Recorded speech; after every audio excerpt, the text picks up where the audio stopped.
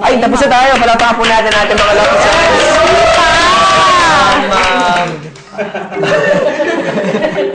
Kuya? Sorry. Okay, sabi ni Sinay.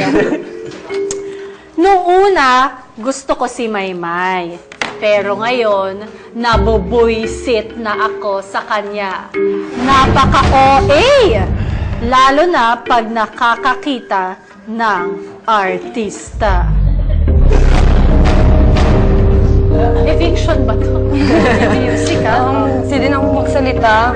Nung una po mga nakikita kong mga ganyang message, syempre nasasaktan ako kasi di pa ako nakaranas ng mga ganyan. Kala ko char-char lang yan, basya-char lang yan. Pero yung ako nung nakaano ba, masakit pala. Pero syempre, humingi ako ng tulong sa mga tao, mga tao. Si Kisel, saka yung mga taong nagmamahal sa akin. Ganyan lang pala, hindi mo pala talaga mapiplease lahat. Siguro nga, kasi ikaw nga, hindi ka nakakita ng artista. Parati ka lang malayo noon pa lang. Nandiyan lang sila sa stage, nandun ka lang sa likod. Ngayon nasa harapat mo na, anong gagawin mo? Nakakabaliw kayo.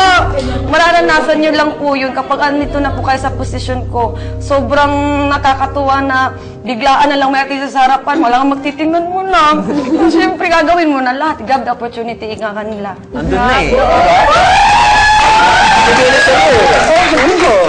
At saka nakakatuwa doon, Ate B. Nakita ko rin nung itong weekend na to, hindi lang siya talagang excited sa mga artista.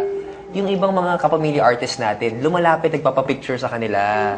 Kaya, itong season na to, lubos yung pasasalamat namin dahil grabe yung suporta ng mga kapamilya natin at grabe din ang pinakita na sa loob ng bahay. Alright, ito naman, sabi ni ano to? Ang hirap Nedgers. Minsan Maymay, OA ka na sa reaction. Honestly, minsan nakaka-bother na. Minsan, wala na sa lugar. Pati hand gestures mo daw. Ano? Balaktot daw ganun-ganun Hashtag just saying. Cute nga yun. Cute? Sige. Asan cute doon?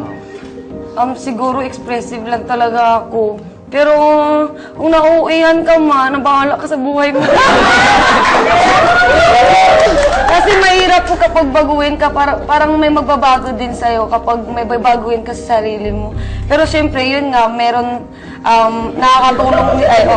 nakakatulong din yung para, ngayon kinokontrol ko na po. Nakakontrol pa yan? Minsan. Huwag mo kontrol. Paano? Sige, go. Nanay, pag OA na to, kapag kaya, yung nalaman ko na, yung pumunta ko sa counseling, may gumagano na, ganun pala, hindi mo malalaman kung ano yung mga ginagawa mo, kung hindi din sa kanila.